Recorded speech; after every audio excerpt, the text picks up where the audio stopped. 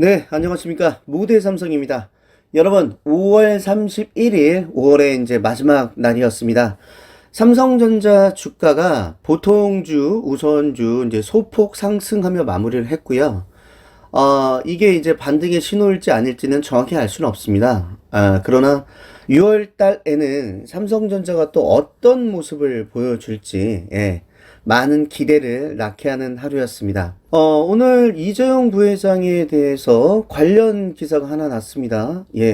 이재용 부회장 8월 15일 광복절 가석방으로 풀려날 것이라는 기사가 났습니다. 자, 무슨 이유로 그렇게 기사를 낸 건지 한번 알아보도록 하겠습니다. 구속 상태로 재판을 받고 있는 이재용 삼성전자 부회장이 오는 8월 15일 광복절에 가석방 형식으로 풀려날 전망이다라는 기사예요. 말이 많았죠. 올해 2월, 3월, 4월에 이재용 부회장 반도체 특사, 백신 특사 이런 식으로 해서라도 사면을 요구한다라는 기사와 얘기들이 정말 많았는데 이 사면에서 가석방 얘기로 풀려날 전망이라는 얘기네요. 청와대는 기업 등을 중심으로 코로나19로 인한 국가 경제 비상 상황과 글로벌 반도체 전쟁 등을 들어 석방 요구가 커지는 이재용 부회장에 대해 문재인 대통령 특별 사면 대신 가석방을 통해서 출소시키는 쪽으로 가닥을 잡은 것 같습니다. 여권의 핵심 관계자가요, 오늘 세계화 반도체 전쟁을 치르기 위해선 이 부회장의 역할이 절대적으로 필요하다는 재계든 각계각층의 건의와 탄원을 청와대가 받아들여서 광복절 가석방 방안을 최근 결정한 것으로 안다며 가석방은 사면보다 여권 내 지지층 반발 등 부작용을 줄일 수 있다고 밝혔습니다. 이 관계자는 4대 그룹 총수들이 다음 달 2일 문 대통령과 오찬 회동을 하는데 그러면 자연히 이 자리에서 이 부회장 석방 문제가 논의될 것이라고 말했습니다. 재계 대표격인 최태원 대한상공회에서 회장 겸 SK그룹 회장이 이끄는 대한상인을 비롯한 경제 5단체는 공동으로 이 부회장 사면을 건의한 바가 예전에 있었어요. 근데 이제 내달 2일 오찬에는 최 회장과 정의선 현대차 그룹 회장, 구건모 LG 그룹 회장이 포함됐습니다. 삼성그룹에선 이제 이 부회장을 대신해 김기남 부회장이 참석할 것으로 알려졌거든요. 이번 오찬은요, 한미 정상회담에 맞춰서 44조 원에 달하는 대미 투자 계획을 발표했잖아요. 그러니까 정상회담의 성공적인 진행을 도운 기업들에게 문 대통령이 이제 감사와 격려의 뜻을 전하기 위해서 마련한 것 같습니다. 이제 퍼포먼스를 보여주는 거죠. 고생했다. 잘했다. 그러면서 이제 자기도 덕을 보고 치하하는 형식의 이런 형식의 이제 그림을 만들어야 되겠죠. 그래서 하여튼 만든 자리인 것 같은데 어쨌든 정상회담 성과에서 삼성그룹이 1등 공시로 평가되는 건 사실이거든요. 44조 원 중에 19조 원, 20조 원에 달하는 큰 액수를 이제 보따리를 풀었으니까, 근데 이 부회장 석방 문제가, 다뤄져야 된다고 생각하고 있었는데, 최근 여권에서 이 부회장 사면에 대해서 더불어민주당 차기 대선주자예요. 이강재 의원이라고 있습니다. 요 분이 좀 우호적 기류를 내서 되게 말이 많았어요. 그런데 청와대 입장에서도 전향적으로 이제 선회한 분위기였다. 이렇게 말하고 있고요. 청와대는 이제 그러나 국민 정서 등을 감면할 때 사면보다는 정치적 부담이 적은 가석방을 최종 선택한 것으로 보인다라고 얘기했습니다. 문재인 정권이 들어설 때 경제인의 사면에 대해서는 없다라는 기조를 보였어요. 그렇기 때문에 문재인 대통령 같은 경우에 이재용 부회장을 사면하게 되면 본인이 했던 말에 대해서 굉장히 부담을 갖고 있는 거죠. 지지층에 대해서. 그런데 지금 상황에서는 사면을 하자니 본래 지지층에 대한 비난이 올 수도 있고, 그렇다고 안 하자니 너무나 많은 사람들이 사면을 요구하고 있었다는 거죠. 어떻게 보면 진퇴양난 같은 상황 속이었는데 그 중에 찾은 것이 가석방 방안을 택한 것으로 지금 보이고 있습니다. 대통령 고유 권한인 사면과 달리 가석방은 법무부 장관의 권한입니다. 법무부 장관은 박범계 법무부 장관이거든요.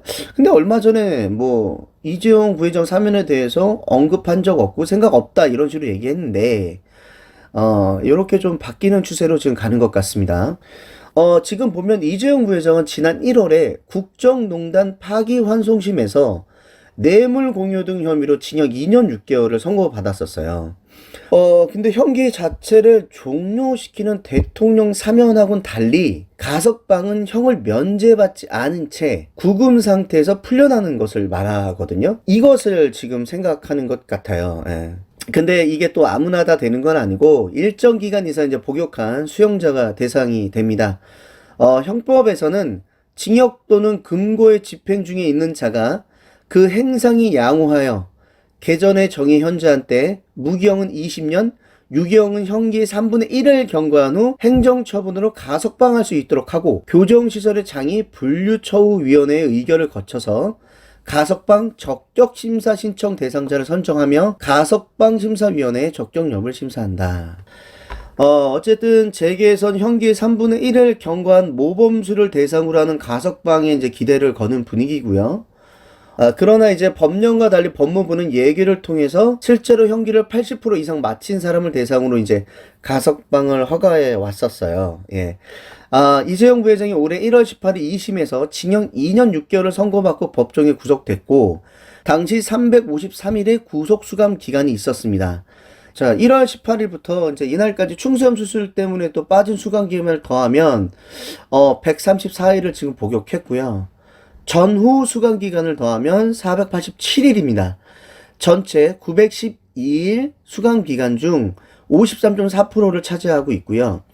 광복절 가석방을 전제로 앞으로 76일 더 수감 생활을 하게 되면 62.7%를 채우게 되는 거기 때문에 좀 봐야 될 것 같습니다. 형기를. 예. 그리고 법무부는 올해 7월부터 가석방 심사 기준을 완화 적용할 방침이라고 얘기했기 때문에 박범계 법무부 장관은 지난 11일 기자간담회에서 가석방 심사 기준을 현행보다 5% 정도 완화해 복용률을 60에서 65%로 낮추는 방안을 결제했습니다. 일단은 이제 기사는 8.15 광복절 가석방으로 얘기를 하고 있고요. 예, 조금 더 이제 한 2달하고 한 15일 정도 남았죠. 10일 정도 남았는데 일단은 상황은 더 봐야 될 것 같습니다. 예, 그렇고 일단은 이재용 부회장에 대해서 풀려난다 만다에 대해서 굉장히 이제 3개월 동안 찐한 얘기들이 많았었는데요. 이제 마침표를 찍는 곳으로 가고 있는 게 아닌가라는 생각이 듭니다. 자, 이제 박범계 장관이 취임 100일을 맞아서 법조 출입기자 간담회에서 뭐라고 말했냐면요. 가석방과 관련된 우리 형 집행법이나 이하 시행령, 시행규칙 등을 종합하면 가석방과 관련돼 고려될 수 있는 것 중에 대통령께서 말씀하신 국민적 공감대와 유사한 표현이 있다며 사회의 감정 통념과 정상 참작의 여지 등 가석방 심사에 동원되는 용어들을 종합하면 국민의 법감정 공감대로 요약할 수 있다라고 말했습니다. 그래서 이재용 부회장도 예는 아니라고 생각한다고 밝혔습니다. 자, 과거는 돌이킬 수 없지만 미래는 바꿀 수 있습니다. 모두의 삼성입니다.